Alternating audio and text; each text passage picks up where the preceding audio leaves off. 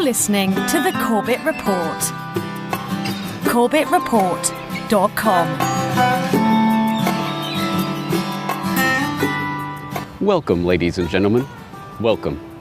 This is James Corbett of CorbettReport.com, and it's time once again for elementary music theory in the great outdoors with yours truly, James Corbett. All right, class, does everyone have their guitar? Good, because today we're going to learn all about the variations on a D chord that you can do in the open position on guitar. Are you ready? Let's go. First, you're going to want to mute the E, low E, and A strings. However you want to do it is fine. I tend to wrap my thumb around, but just as long as those strings aren't ringing out, it should be okay. And then we're going to start with the D string. You can just let that one ring open, just like that. That's obviously going to be the root of our chord. So we have the D, and then the next, with your first finger on the second fret of the G string, you're going to play an A. That's the fifth of the chord. And then there's going to be another D up here on the third fret of the B string. That's obviously another D. It's a root, but it's an octave higher. And then here comes the magic. You remember from last time, folks. The third of the chord is where the magic happens, and this is where we determine the major or minor tonality. So in this case, we're going to put a major third on. That will be the second fret of this E string. It's going to be an F sharp. And when we put the F sharp on, then suddenly we have a D major chord. What a jolly little chord. But, as you know, if we take that major third and move it down to a minor third, in this case an F, then we have a D minor chord. A sad little chord. If we wanted to add some ambiguity, we could make it into a sus chord. In this case, if we take that major third and move it up to the G, then we have a D sus4. Or, if we take our finger off of the E string altogether and just play that E open, then we have a D. Oh, wait. Oh, I see what you did there. You almost made me play it, didn't you? But as we all know, that chord is a thought crime on YouTube. Another video they claimed was me playing a D sus2 chord, a beautiful chord, which is obviously copyrighted because it's the first chord of Stop This Train. So, I cannot explain how to play a slapping technique because, yeah, a D sus2 chord is copyrighted material. Yeah, makes sense, right? Now, for those who don't know, that's Paul Davids, a YouTuber with an extremely popular channel, over 1.2 million subscribers, who recently uploaded a video on how today's copyright policy impacts me, talking about some of the most egregious copyright violations that he has been flagged for on his channel, simply delivering guitar lessons and music theory to his subscribers, including having the audacity to show people how to play a D sus2 chord, which was, as we all know, the opening chord of whatever particular song ended up setting off the copyright flag. Although it has also been used in, to be fair, about a million other songs. It's just ridiculous on his face. He talks about some other examples, including a 15-minute video that he did where, for a few seconds, he plays one 8-note lick from an Eagles song, which again is enough to set off the copyright violation filter and gets not his video demonetized, but all the advertising revenue to go to Universal Music Group or whatever label claims to own those particular 8 notes. There are many other examples. He talks about one example, I'm not sure if it was in that video or a previous video, one video where he created a backing track for his viewers, essentially just a chord progression that you could then use to solo over. Someone took that backing track and made a song out of it, put a melody on top, drums, whatever, and then uploaded that song to YouTube, claiming it as their own copyright. And then, of course, the YouTube Content ID algorithm goes, oh, look, this is the same as this this chord progression that is in this video that Paul Davids uploaded a couple of years ago. So Paul Davids ends up getting copyright flagged for his own backing track.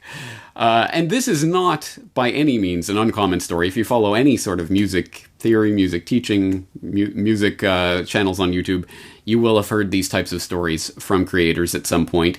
And even if you're not interested in music specifically, this still affects a ridiculous amount of content on GooTube. For example, I did mention once, briefly a long time ago, but it's relevant here, guy gets bogus YouTube copyright claim on birds singing in the background. Yes, even birds singing, birds chirping can be copyright claimed by various, well, I mean, there's people who make those CDs of, nature sounds, and if they put that into the Content ID system that YouTube has set up, then when it hears a certain bird chirp, then, oh, that's owned by this company, which created this CD.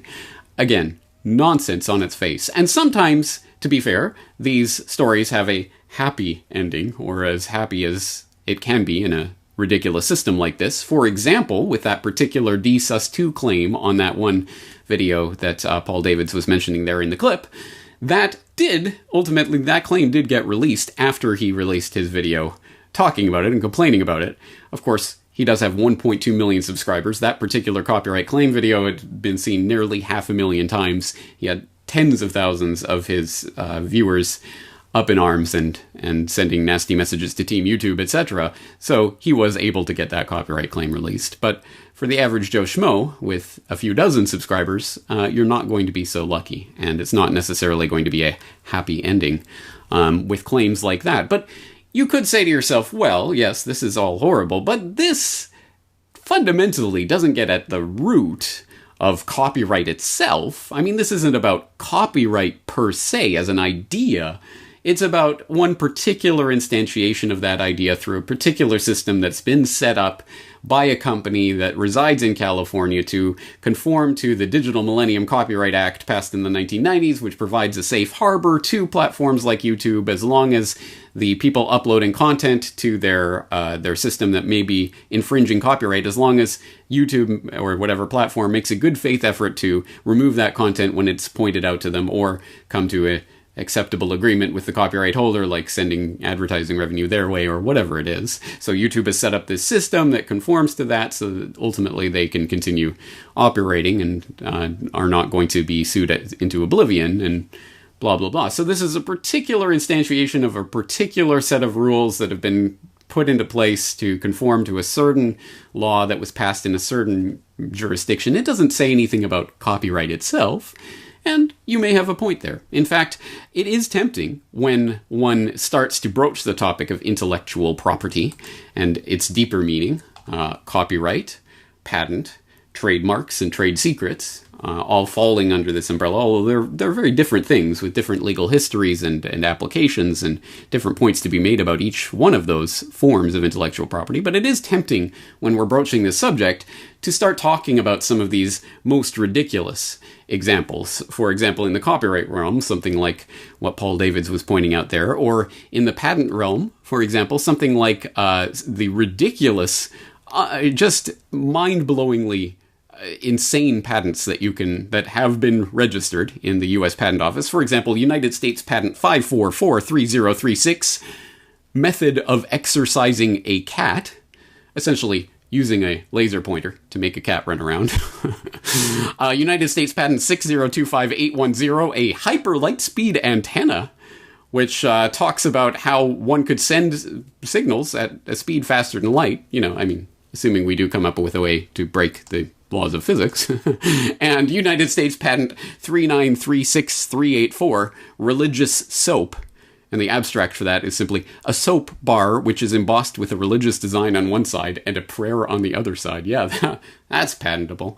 And those ridiculous patents will give us a chuckle. We might point at more substantial and more patents that have a more of a hindrance overall that we can point to, like Amazon attempting to patent the one-click purchase. Well, yeah, making a click to purchase something is just inherently patentable, isn't it? Of course not. But we could turn to trademark and ridiculous trademark suits. For example, the color orange. Hershey and Mars settled trademark dispute in which, of course, the Hershey company is suing people like Mars Inc., for having the audacity, once again, to use the color orange too prominently in a candy bar packaging, when, of course, everyone knows orange is Reese's. Reese's Pieces has the trademark on orange packaging for candy. I mean, everyone knows that, and how dare you come out with a candy bar that uses orange? Or probably one of the funniest headlines of all time, certainly up there in terms of apnews.com from February 18th, 1989. Restaurant trademarks Bozo. Bozo the clown unhappy. Yes, again, there are no end to examples like this that we can look at and laugh at, but that don't seem to really strike at the core of the matter. What really is intellectual property? How does it really function? Is it really justified? On what basis is it justified? How does it function? Is it a net gain or a net hindrance? And should that matter, I mean, fundamentally, is it just? These are all the real questions that we want to start stabbing at today. So let's get back to the real question, which is the base question underlying all of this. The question, what is intellectual property? And that is a good question, but I think the first thing we have to understand is that intellectual property is not property. The basic problem with patent and copyright as state-granted monopoly privileges, right? They are explicitly designed to protect people and companies from competition. As I mentioned, the holder of the patent or copyright can use state force against potential competitors. It's basically a completely confused notion, which is an outgrowth of the mercantilist ideas, which were anti-competitive, of the last several hundred years. It's also based upon the confused idea that it is sometimes wrong to learn or to actually use information in deciding how you want to use your own property, that is, your own scarce resources that you have property rights in. That it's wrong to copy or to emulate or to compete in some contexts.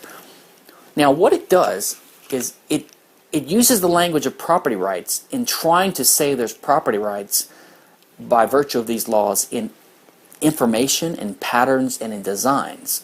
But remember, the entire function of property, the purpose of property, is to address the problem of natural scarcity in the real world that we live in, not the world of cocaine. But ideas and knowledge and recipes and designs are just knowledge that we have. Unlike scarce resources, they are not scarce. And they can be used over and over and over again, infinitely, and they can be used at the same time by an infinite number of people without diminishing the other people's ability to do the same. So, for example, if I and my neighbor both want to make a chocolate cake, then we cannot use the same mixing bowl and wooden spoon and eggs and flour and ingredients. These are scarce resources, and we each need to own our own separate ingredients and capital facilities to make the cake in. But we can both use the exact same recipe at the same time, even if one of us learned it from observing the other. There is no conflict in the use of knowledge. But patent and copyright try to impose scarcity on things that are non-scarce. It tries to make them more scarce. Now, this is perverse because the free market is doing the opposite when it comes to actual scarce goods. Things that are in short supply or not sufficiently abundant supply, like food and energy and houses and shelter and clothing, or in natural short supply or scarce supply, but the free market strives to make them more abundant in the face of scarcity. We're trying to overcome this unfortunate fact of scarcity. But we don't have this problem with knowledge. In fact, we have a growing base of knowledge in society and civilization which we can draw on. And in fact, it is good that we have this. It's good that we have a growing base of knowledge. So the fundamental problem with IP is that because you really cannot have property rights in non-scarce things, they are always actually enforced against scarce things.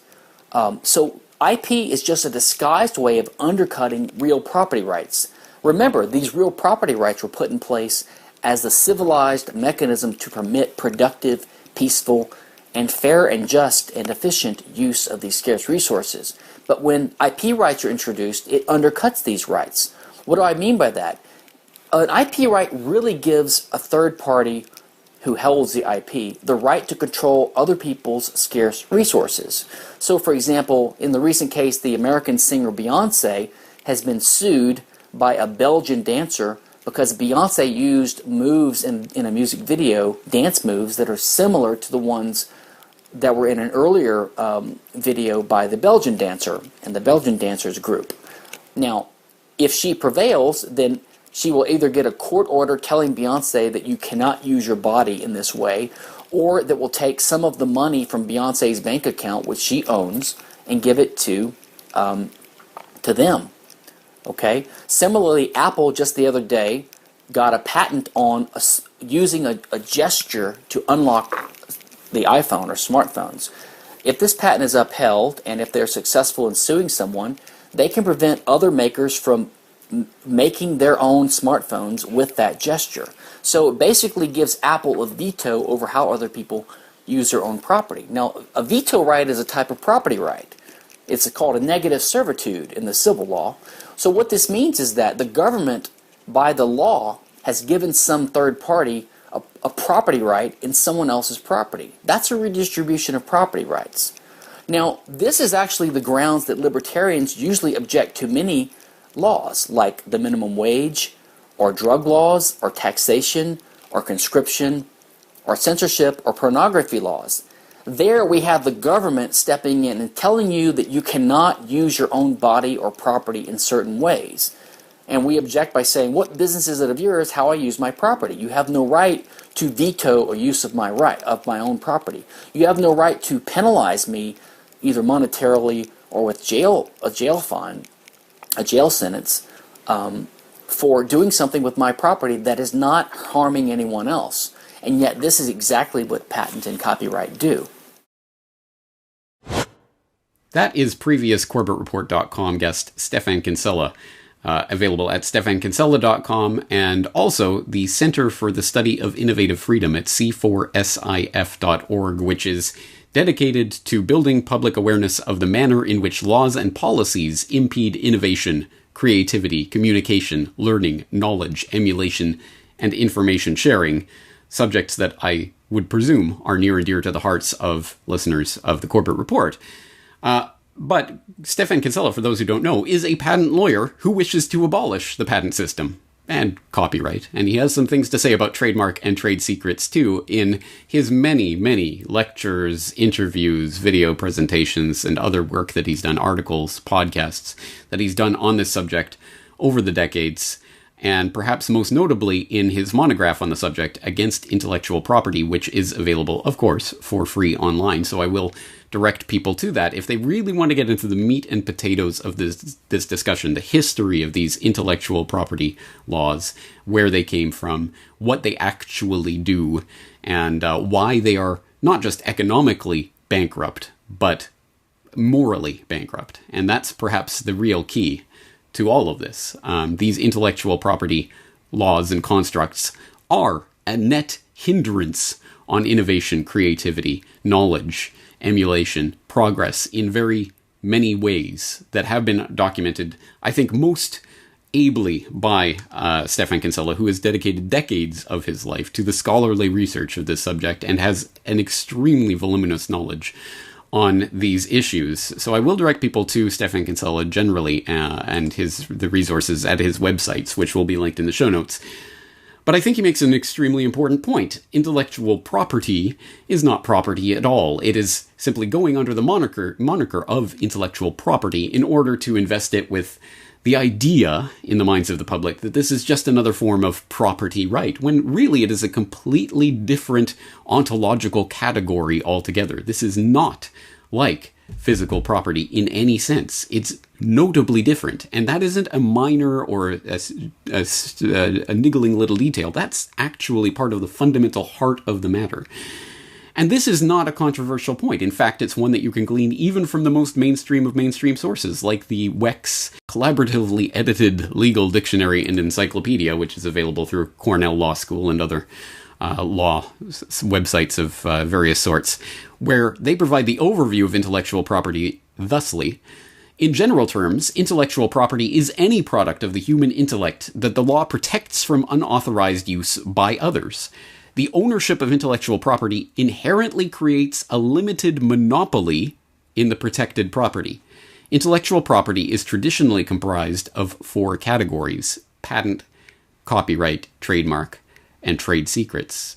And that entry on the Wex dictionary, I will commend to your attention because it goes on to elaborate how this is not part of common law. It did not arise from common law, in which the general rule of law is that the noblest of human productions, knowledge, truths ascertained, conceptions, and ideas, become, after voluntary communication to others, as free as the air to common use.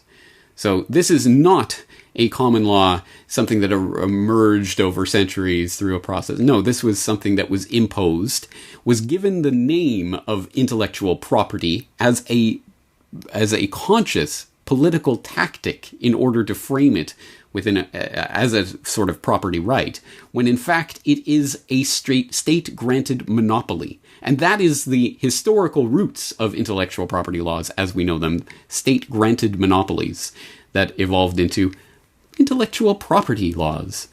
That's again an extremely important part of this puzzle, and let's examine the effects of these laws, because the fundamental, the first line of defense for intellectual property for people who tend to defend the concept generally is the utilitarian concept, and that's because we have been propagandized our whole lives to believe that intellectual property laws are necessary to spur innovation and growth. I mean, why would creators create? Why would inventors invent if they did not have these state-granted monopolies in order to reward them for their efforts, which is a fundamentally flawed narrative in a lot of different ways, which we'll get into more later. But it's flawed in its most basic assumption, which is that it does actually spur economic growth and innovation, when in fact the empirical evidence, if we're being utilitarian, we should just take it on the empirical evidence. Does intellectual property, do these laws actually foster innovation and growth?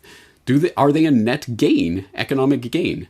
Now, I want to stress this is not the base of the argument. This is not the important part of the argument, because the argument around any set of laws is not, does this make me more money or not? That is not the reason for justice. That is not how you attain justice. There are many ways in which we could imagine distributing wealth so that more people have more money relative to the situation that exists today that is completely not only unjust, but horrific. That would involve pointing guns at people's heads and, hey, if you could take someone with a lot of money and put a gun to their head and say, you know, if you don't give your money to other people, we'll blow your brains out, that would ultimately end up in a lot more people having more money and being happier. But is that justice? And is that the way we want to go? So the fundamental root of this question about intellectual monopoly, not property, is not about the utilitarian. Is there a net economic gain? But even from that perspective, it is a failed and flawed argument. Although it is still propounded to this day, and as I say, we've been propagandized our entire lives to accept this argument so that people can actually watch something like the dumbest propaganda video ever, i.e. the recent presentation by the EU Intellectual Property Office, our good friends at the European Union bureaucracy monstrosity.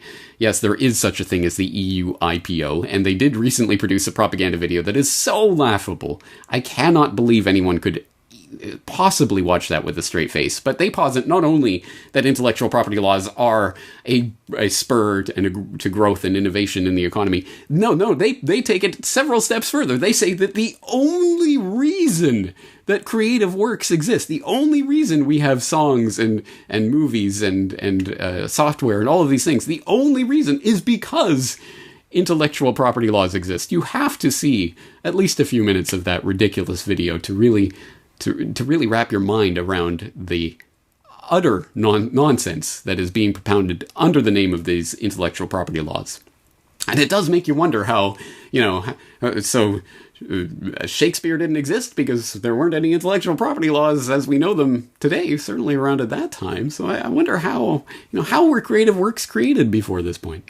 Anyway, Again, I'll direct you to my recent propaganda watch on that in particular, but let's underline this. There is no, underline, exclamation mark, no empirical evidence at all that IP is a net growth and a net economic benefit. None whatsoever. This was detailed, for example, in a article up on stefankinsella.com. Yet another study finds patents do not encourage innovation, in which Stefan Kinsella writes, as those familiar with my libertarian and IP views know, I'm not a utilitarian.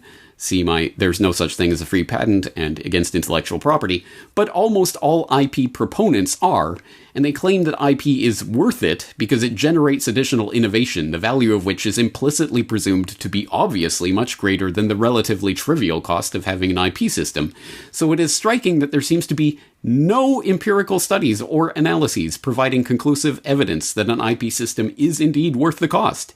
Every study I have ever seen is either neutral or ambivalent, or ends up condemning parts or all of IP systems. And in this article, he goes on, I will commend it to your attention, he goes on through dozens and dozens of examples of scholarly works that are examining the IP issue and for economic benefit or loss. And as he says, there's not one single empirical study that shows that there's a net economic gain as a result of these intellectual property laws. And that's a remarkable fact, and we'll say fact because he has asked in the past if anyone knows of any empirical study that actually refutes this claim, that there are no empirical studies showing a net economic benefit. Please provide them to him, because he'd like to see it. But he's got dozens and dozens of examples proving the exact opposite. But hey, why take the word of some no-name podcast guy in Japan or some patent attorney who's been studying it for decades and publishing scholarly works on the subject? Why not take it from, I don't know, say, an economist who co-wrote a book on the subject called Against Intellectual Monopoly? Let's start by talking a little bit about your background and your bona fides. Who are you and why are you writing about intellectual monopoly? Okay, well, I am and have been for many years now an economics professor. I mostly, for a long part of my career, studied game theory and general equilibrium theory as a theorist. And I was, in fact, drawn into the area of intellectual monopoly or property through my theoretical work. It was a truism among economists when I was young. I believed this as much as anybody else. The widespread view among economists was that intellectual property is an evil, but it's a necessary evil. And it's evil because it's a monopoly, and for a variety of reasons that economists understood for a long time. Monopoly has a lot of disadvantages and downsides, but we understood that without the monopoly granted by patents and copyright, there would be no or very little innovation, there would be no or very little literature, and so forth and so on. So we viewed this as a necessary incentive. And so Kelly and I, some years ago, sort of following up on earlier work with small-scale models, started building a large-scale model, general equilibrium model, of how innovation took place. And in doing so, we built into it a role for intellectual property, for monopoly, the necessity of monopoly. And we worked through this model. And at some point, we realized just as a matter of pure theory that it was innovation that was doing all the lifting, that the monopoly wasn't actually doing anything. And if there was no monopoly, the lifting would still take place. And this sort of challenged our beliefs. We thought, gosh, how could this be? But we worked through the theory carefully, said, well, theoretically, this is correct, but who knows if it's relevant in the real world. So then we started looking around. And we discovered, much to our surprise, that there's a long literature in economics, empirical economics. People look at data, people look at the effect of patents and so forth and so on. And it was very puzzling literature. It was very puzzling to the people that wrote it.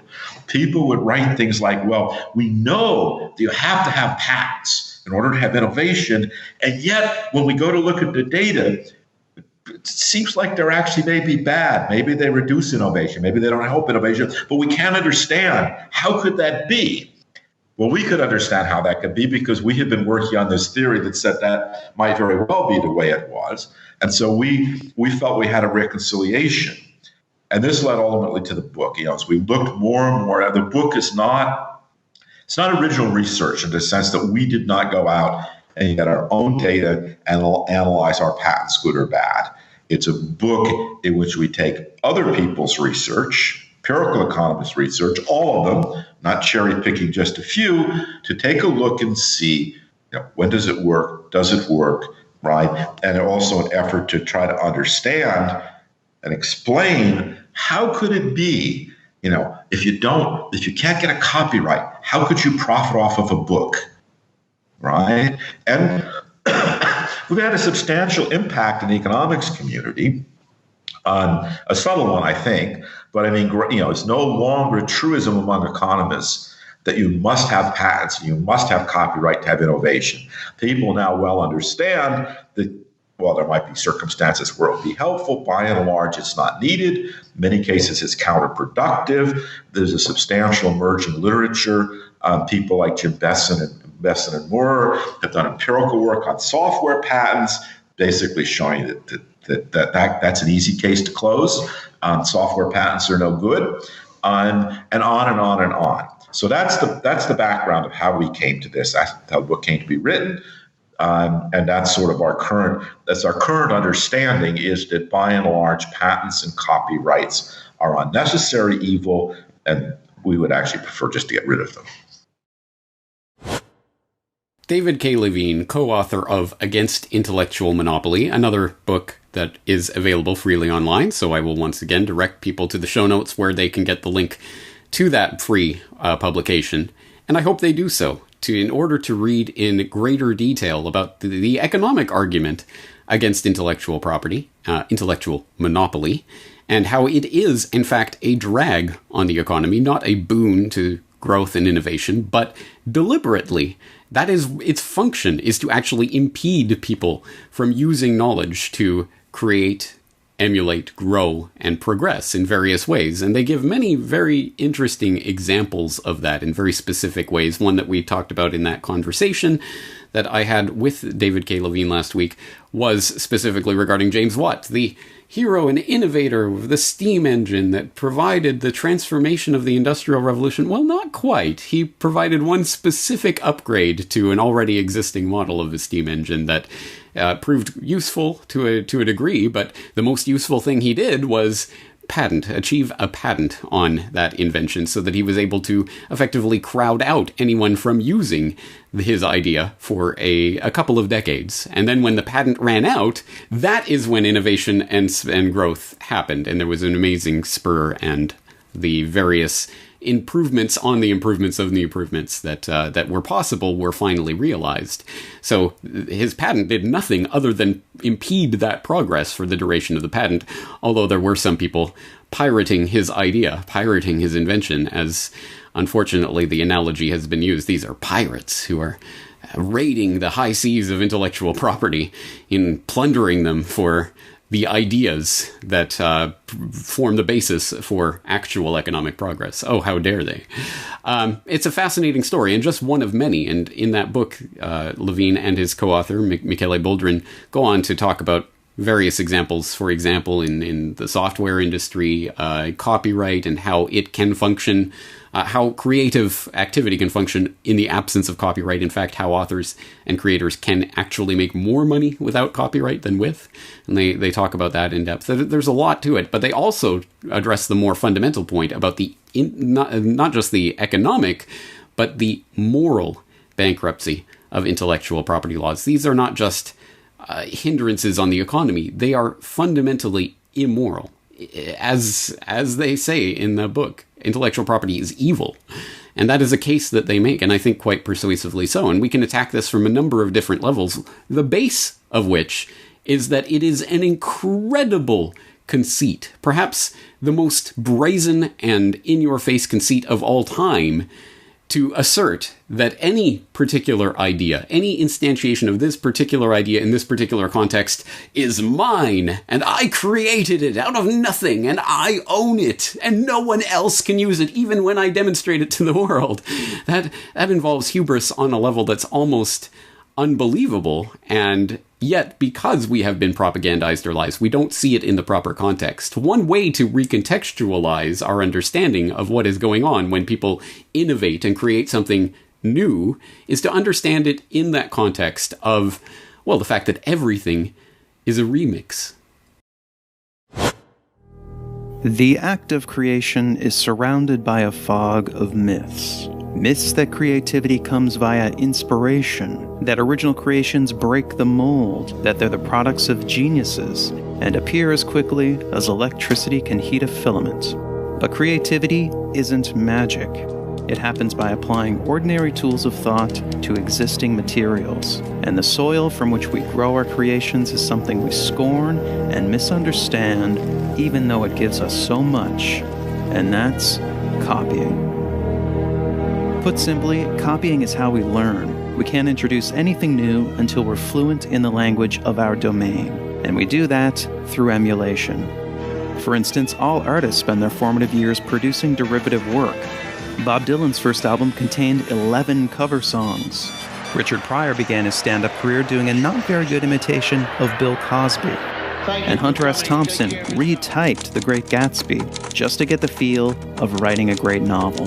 Nobody starts out original. We need copying to build a foundation of knowledge and understanding.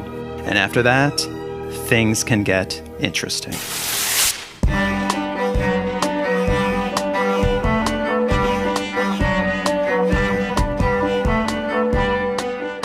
After we've grounded ourselves in the fundamentals through copying, it's then possible to create something new through transformation, taking an idea and creating variations. This is time-consuming tinkering, but it can eventually produce a breakthrough. James Watt created a major improvement to the steam engine because he was assigned to repair a Thomas Newcomen steam engine. He then spent 12 years developing his version. Christopher Latham Scholes modeled his typewriter keyboard on a piano. This design slowly evolved over 5 years into the QWERTY layout we still use today.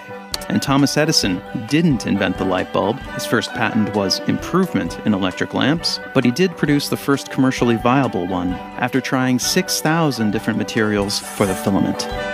These are all major advances, but they're not original ideas so much as tipping points in a continuous line of invention by many different people. But the most dramatic results can happen when ideas are combined. By connecting ideas together, creative leaps can be made, producing some of history's biggest breakthroughs. Johann Gutenberg's printing press was invented around 1440, but almost all its components had been around for centuries. Henry Ford and the Ford Motor Company didn't invent the assembly line, interchangeable parts, or even the automobile itself, but they combined all these elements in 1908 to produce the first mass-market car, the Model T. And the internet slowly grew over several decades as networks and protocols merged. It finally hit critical mass in 1991 when Tim Berners-Lee added the World Wide Web. These are the basic elements of creativity: copy, transform, and combine. Now that's a short clip from the 2015 documentary Everything is a Remix, which makes the point that everything is a remix and that all creativity involves copying in some form or other, standing on the shoulders of giants, as Isaac Newton, of course, said. Asterisk, he stole that phrase from someone else. There's nothing new under the sun, as I'm sure you've heard before, and it is the height of hubris to imagine that you can own an idea, a concept, a chord, a word, because you invented it out of whole cloth from your magnificent brain. Everything in the world of ideas and noumena are borrowed and copied and appropriated and transformed, but certainly borrowed and copied and appropriated from the Creative Commons that does exist of humanity. And that is an important concept, because let's follow the intellectual property train of thought to its inevitable, absurd conclusion that literally every idea, every thought, every invention, well, we must have to pay someone for the privilege of using these words that were invented out of whole cloth by the people before us. You think I'm being facetious. You think this is a straw man argument. No, there are IP proponents that literally argue this. The most radical of all IP proponents is Andrew Joseph Chalambos, whose ideas, to the extent that I understand them, border on the absurd. Chalambos believed that man has property rights in his own life, primordial property, and in all non-procreative derivatives from his life. Since the first derivatives of a man's life are his thoughts and ideas are primary property. Since action is based on primary property, ideas, actions are owned as well. This is referred to as liberty. Secondary derivatives, such as land, televisions, and other tangible goods, are produced by ideas and action. Thus, property rights in tangible items are relegated to lowly secondary status, as compared with the primary status of property rights in ideas. Even Rand once elevated patents over mere property rights in tangible goods in her bizarre notion that patents are the heart and core of property rights. Can we really believe that there were no property rights respected before the 1800s, when patent rights became systematized?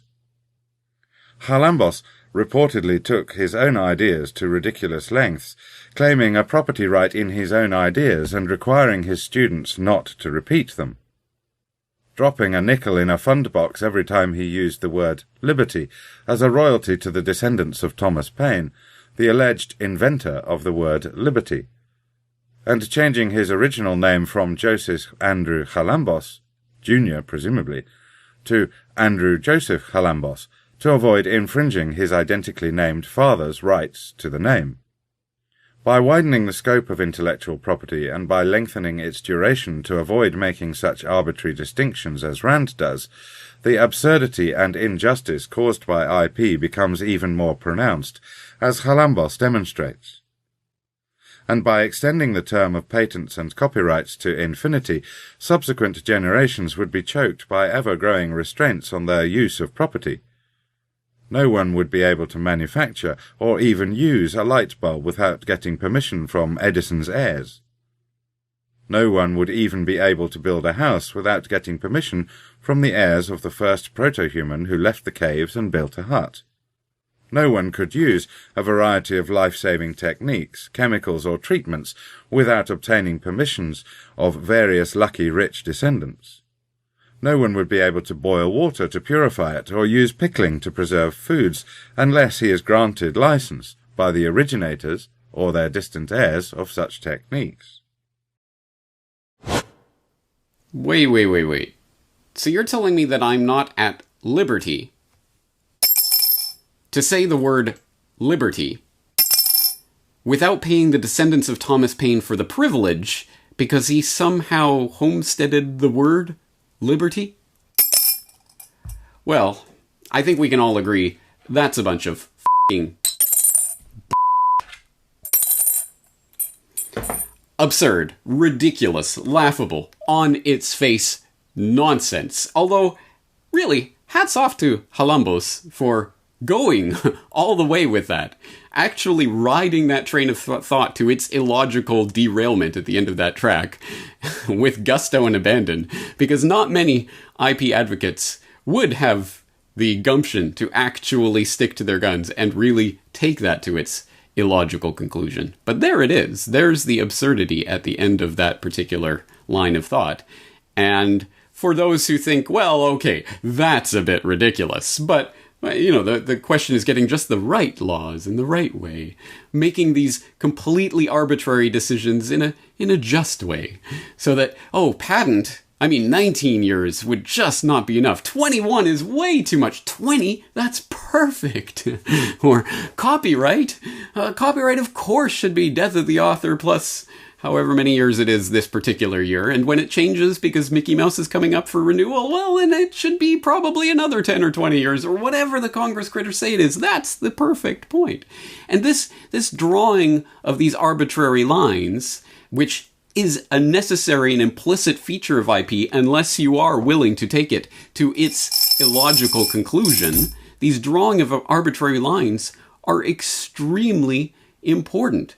Because IP, the intellectual monopoly regime that is granted by the state to its corporate cronies and banksters and lobbyists and other people who are pulling the strings in Washington and Tokyo and Ottawa and Canberra and everywhere else in the world, they are the ones deciding where to draw these arbitrary lines. And the regime of intellectual monopoly continues to extend and extend until eventually everything is owned, including the building blocks of life itself.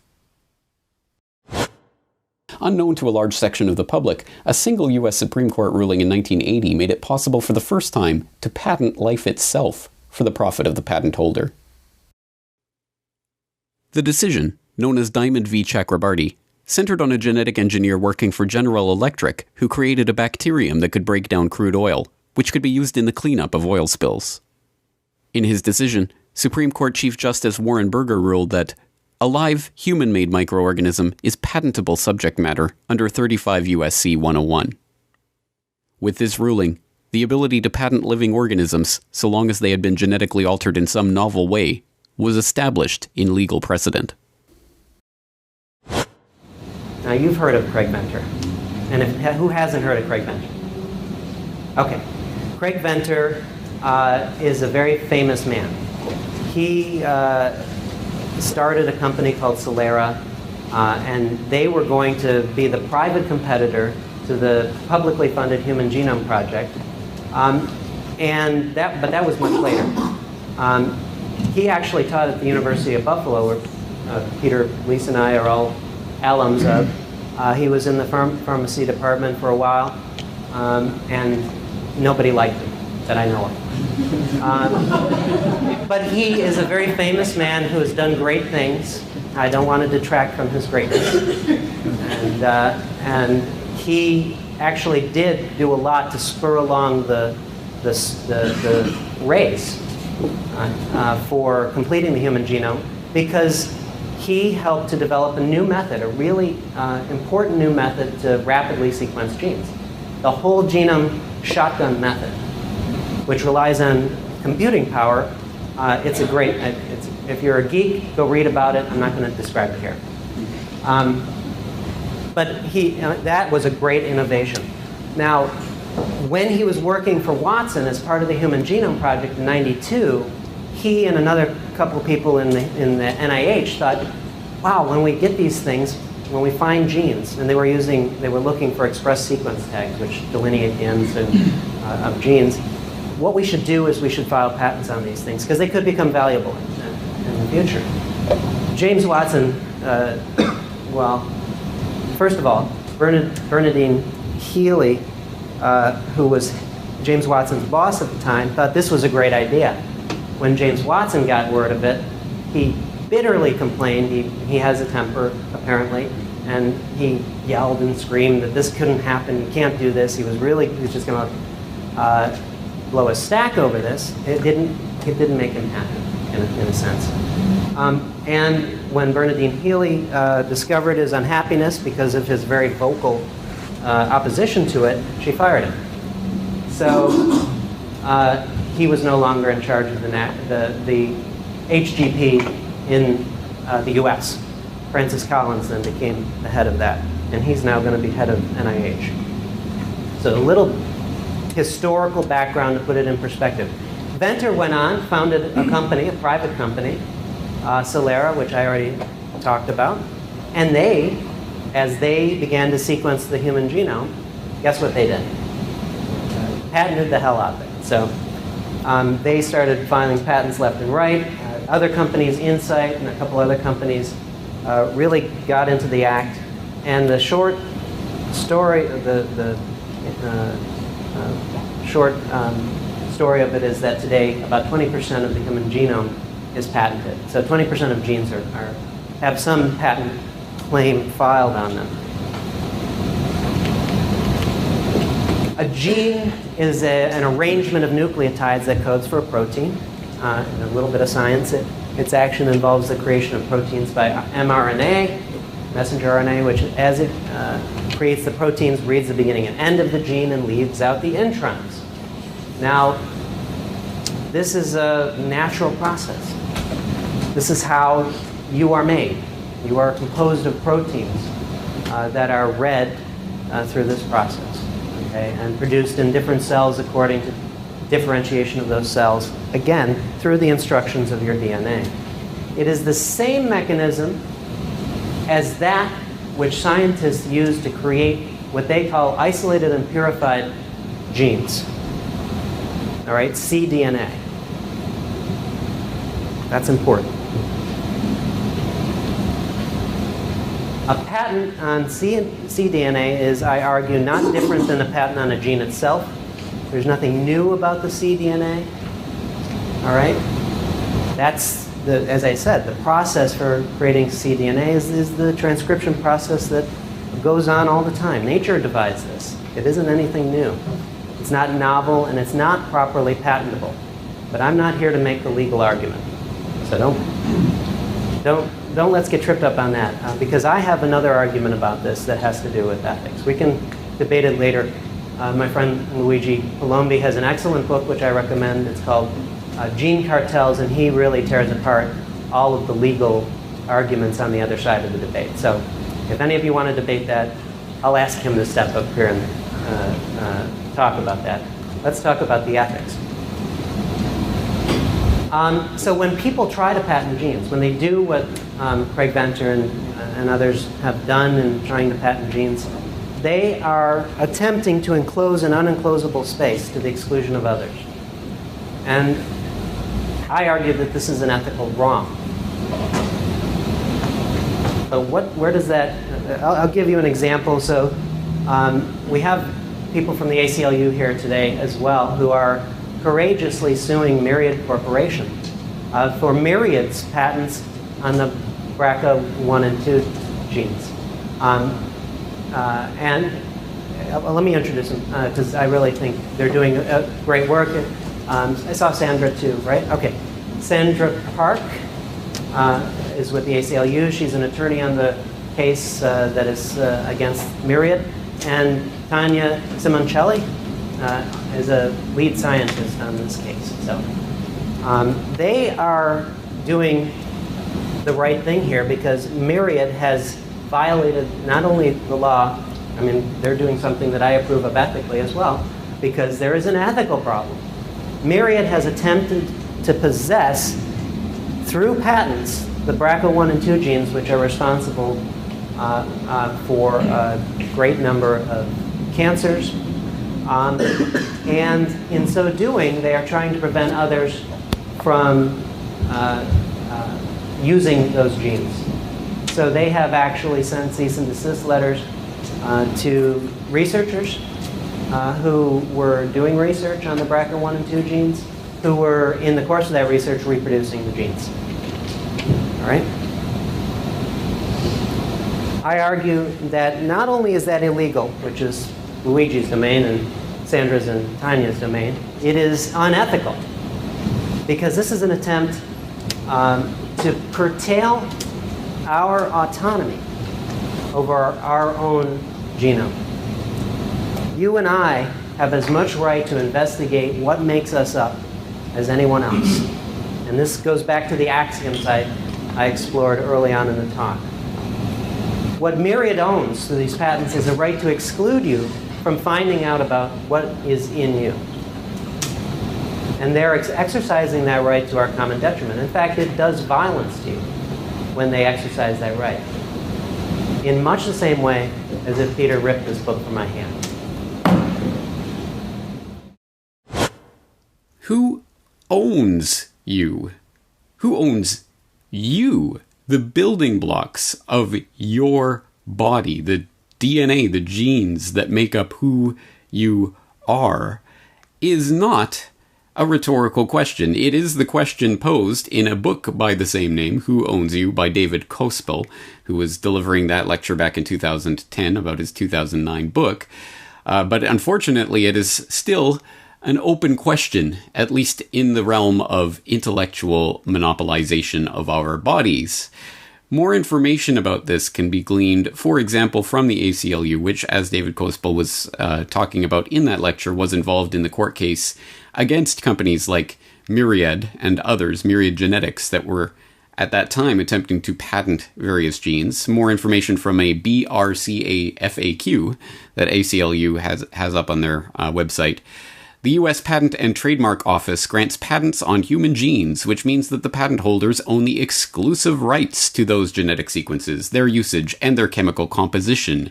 Anyone who makes or uses a patented gene without permission of the patent holder, whether it be for commercial or non-commercial purposes, is committing patent infringement and can be sued by the patent holder for such infringement. Gene patents, like other patents, are granted for 20 years.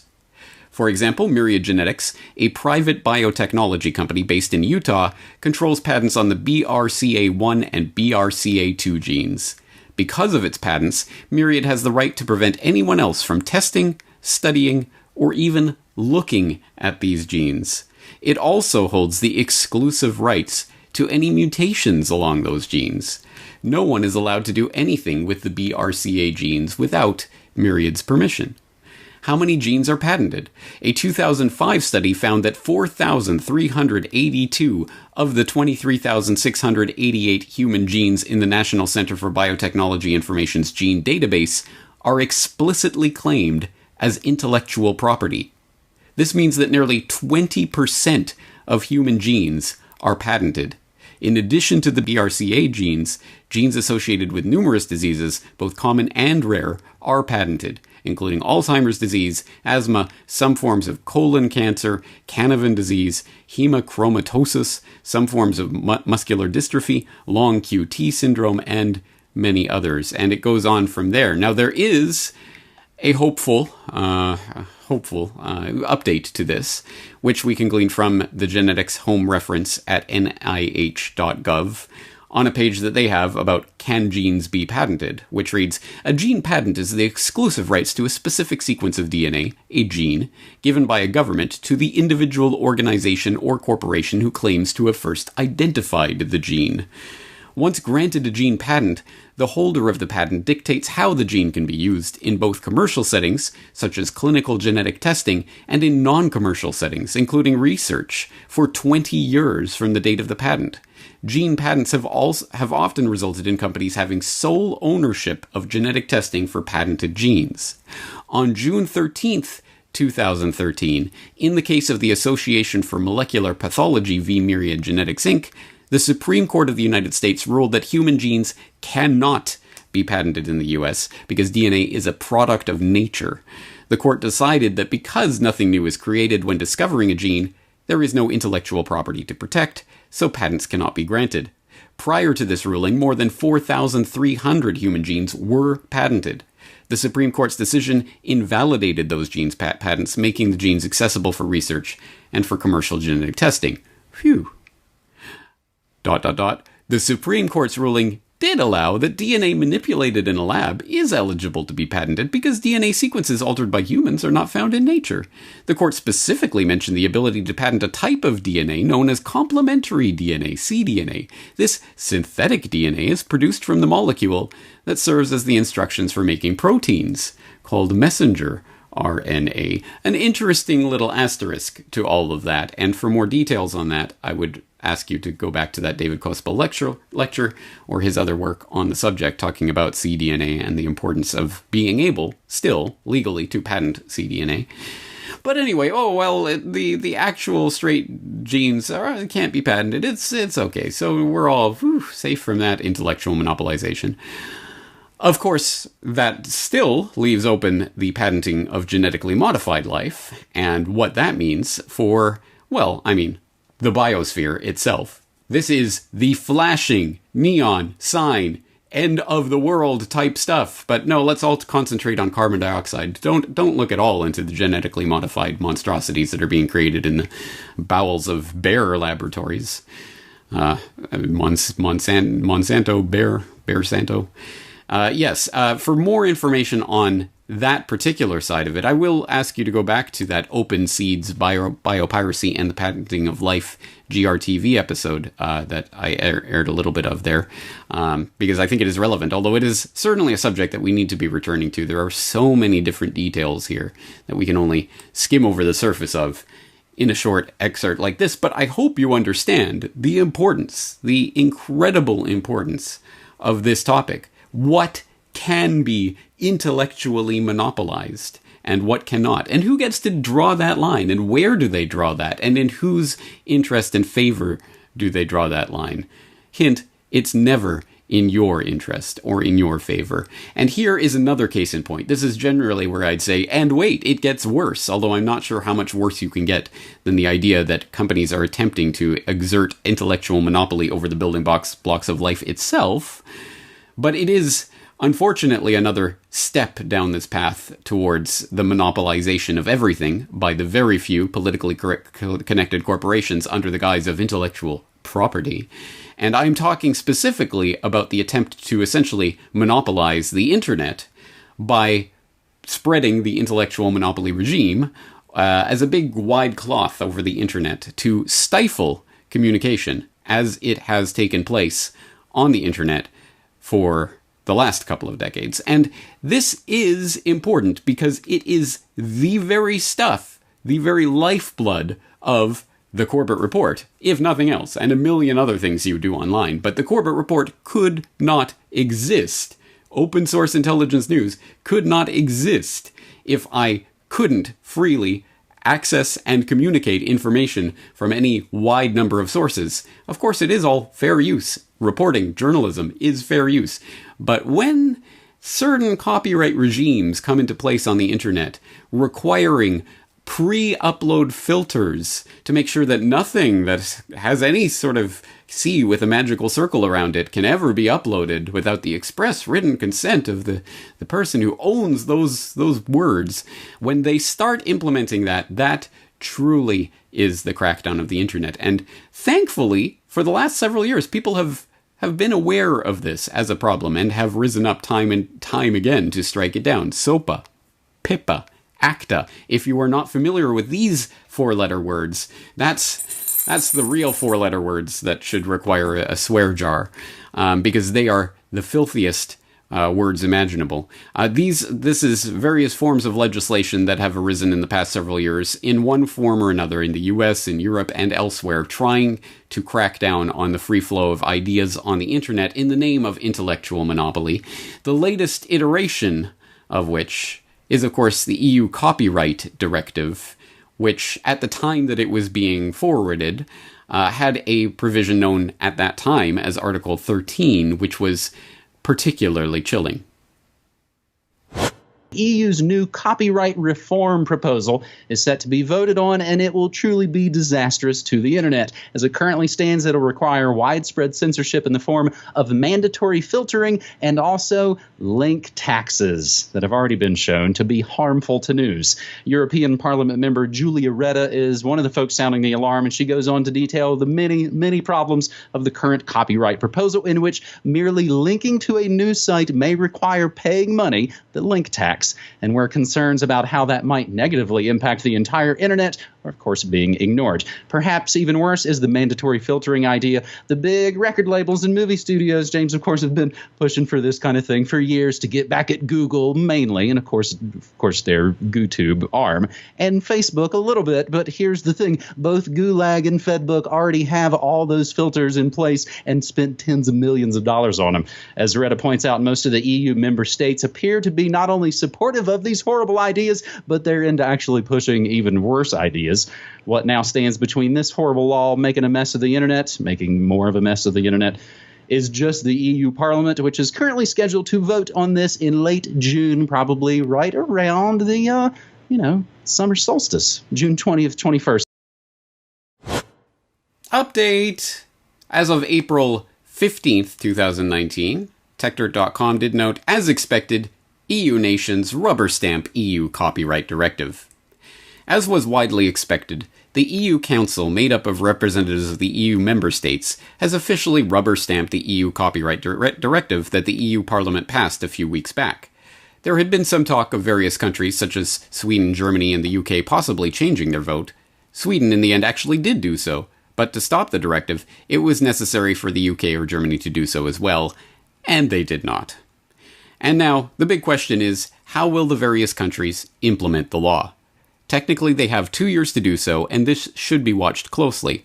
France's culture minister has already said he's hopeful that France will implement the law by the summertime so that the country may be the first. That would be interesting, considering that France has also been the most committed to the absolute worst ideas around the law. France may then set the standard for how to implement Articles 11 and 13 in a manner that some smaller countries may mimic. Of course, if France actually follows through on the dumbest of all implementations, a decent possibility, it will also make for an interesting test case to see if companies simply decide to block services in France. Either way, once the laws are implemented, we expect there will be legal challenges to them, and then we'll have years of court battles to fight, while the EU countries wonder why successful internet companies don't ever come to the EU. Indeed. And update to the update, for all of the incredible information surrounding the Article 13 and Article 11 and all of the horrible bits of that EU copyright directive and all of the people who were shouting, this is horrible. Well, unfortunately, their worst fears are seeming to come to fruition if new leaked documents from the European Commission are anything to go by. This is something that I had the chance to talk recently to Glyn Moody, who writes for TechDirt and other publications online about, specifically regarding his article on EU looking to regulate everything online and to make sites proactively remove material. One of the reasons that TechDirt and many others fought so hard against the worst ideas of the EU copyright directive is that it was clearly the thin end of the wedge. If things like upload filters and the imposition of intermediary liability become widely implemented as the result of legal requirements in the field of copyright, it would only be a matter of time before they were extended to other domains.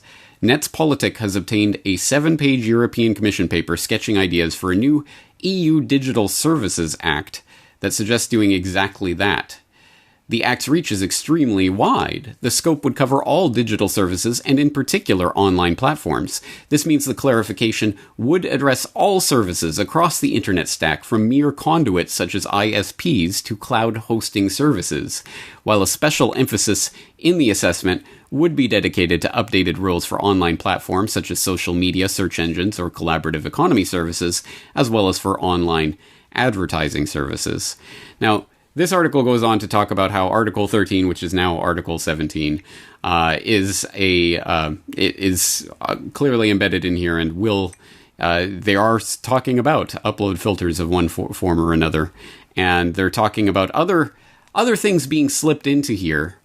For example, the fact that the other main proposal of this document is to bring in mandatory pan-European rules for tracking online hate speech and disinformation, drawing on ideas in national laws. Uniform rules for the removal of illegal content, such as illegal hate speech, would be made binding across the EU, building on the recommendation on illegal content and case law, and include a robust set of fundamental rights safeguards. Such notice and action rules could be tailored to the types of services, e.g. whether the service is a social network, a mere conduit, or a collaborative economy service, and where necessary to the types of content in question, while maintaining the maximum simplicity of rules.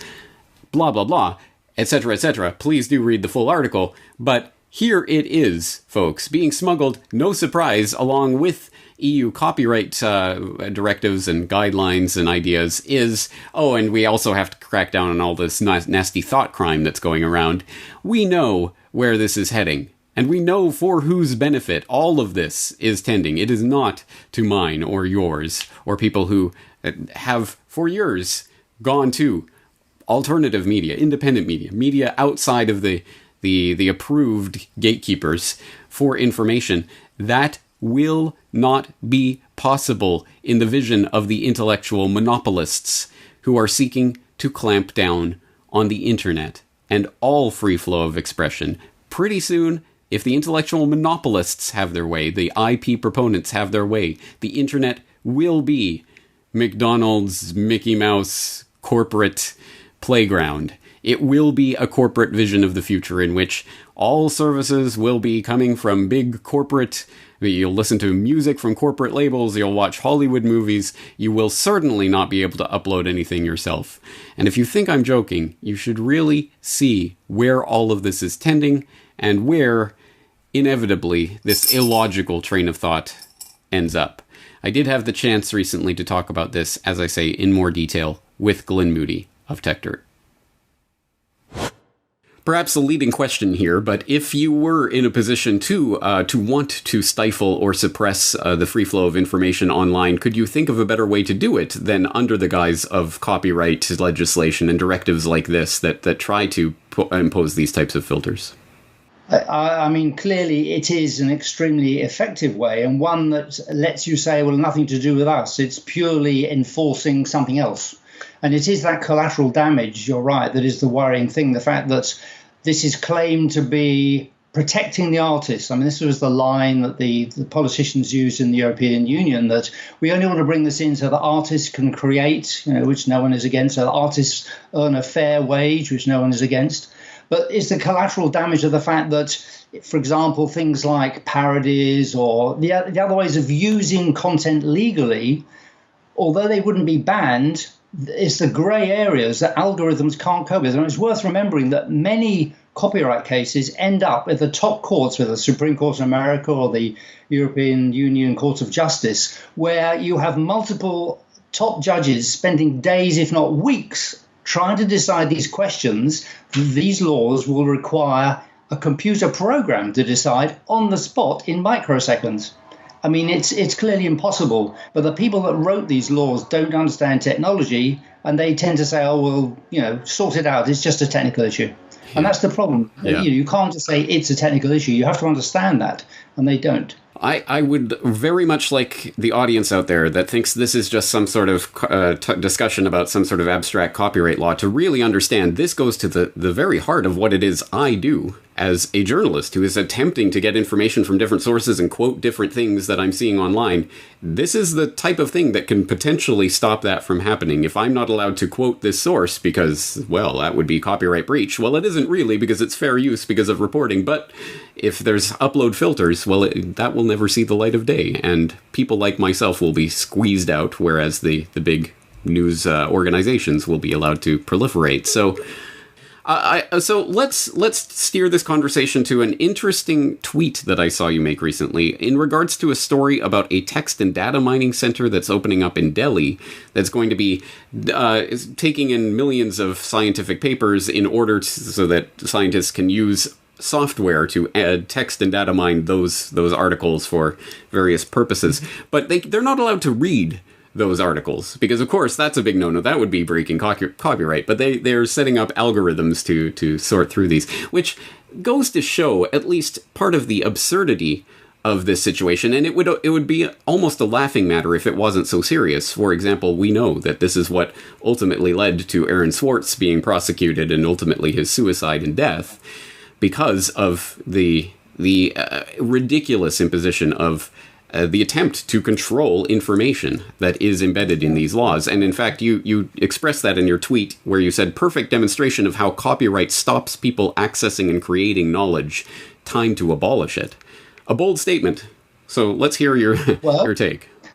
I think it's important to put copyright in context. I mean, in fact, as usual, we Brits are to blame because we formalised the first kind of modern copyright law in 1710, the Statute of Queen Anne. And that worked well enough at the time, but the problem is we're still using that. We're using 18th century laws for 21st century technology. And the 18th century laws are based on the idea that knowledge is scarce and that books are scarce, and therefore you must protect them. Whereas we now know on the internet, knowledge is not scarce and information is not scarce. And so to apply the laws of scarcity to something that can be copied infinitely necessarily causes problems. And things like as you mentioned, the text and data mining, we are being stopped from discovering new drugs. We're being stopped from discovering new medical treatments that could save thousands of lives because of copyright. Yes, folks, intellectual property is not useful. It is immoral, and perhaps more to the point, it doesn't exist.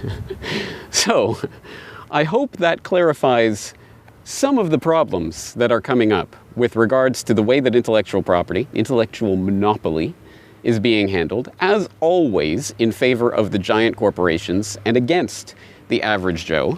And no better example of that than what is happening right now online in the fight against EU Article 13 and all of these draconian internet censorship rules, regulations, and legislation that's coming down the pipe as a result of the false intellectual property regime. And what better instantiation of that? What better way to encapsulate that than by playing, yes, I'm going to do it, playing the thought crime chord.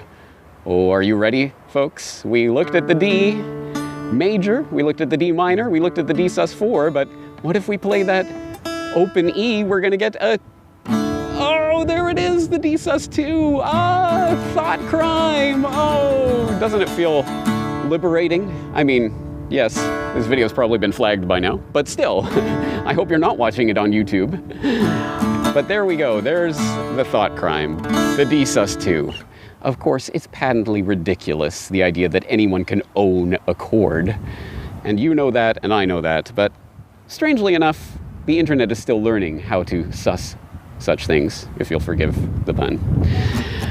And in fact, that D sus2 is so liberating, that thought crime is so freeing, that I saw fit to write a little song about this.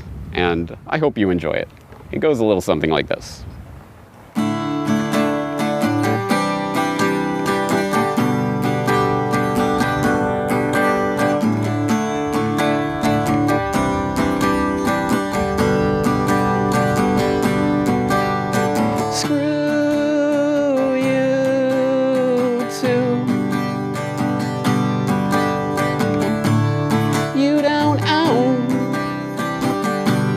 D sus2. Screw you too. We're heading on over to Bi-it-Shute, 'cause I be freely, and so can you. I be freely on DTube. Freely, it's so much fun. Happy freely on minds.com. Now intellectuals call it their property, but we all know that they're just playing Monopoly. You can call this high seas piracy, but your days are numbered, you too. You're gonna see that I be freely, and so can you. I be freely on Steam it too. I be freely, so much fun. I be freely on minds.com. Screw you too. Come on, everybody now. Screw you too. Screw you too. Screw you too. Hope you like it. If you do, spread it around. And in fact, I think I might have a more fully developed version of that song on this summer's upcoming Summer Truth Music podcast, so stay tuned for that. Anyhow, I trust that I've made an important point today, and one that affects us all. Whether you create content online or you simply like to imbibe it online, either way, this does affect you, and it is an extremely, extremely important topic. Lots of resources and links in the show notes for this episode. I hope you'll go to CorbettReport.com and check it out. Until next time, this is James Corbett of CorbettReport.com. The Corbett Report is brought to you by you. Your support makes the Corbett Report possible. Sign up for the subscriber newsletter or purchase a DVD at corbettreport.com/support.